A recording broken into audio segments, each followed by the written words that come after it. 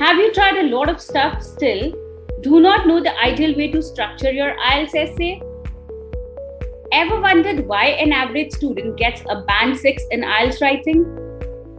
Hi, my name is Ekta Bansal and I'm a certified IELTS trainer, and I'm here to teach you the essential strategies to master Task 2 essay and become super confident.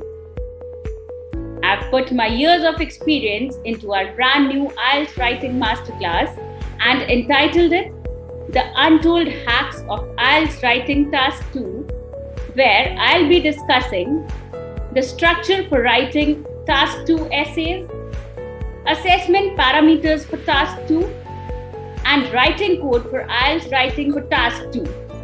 So what are you waiting for? Quickly click on the button below and subscribe to our YouTube channel and set a reminder.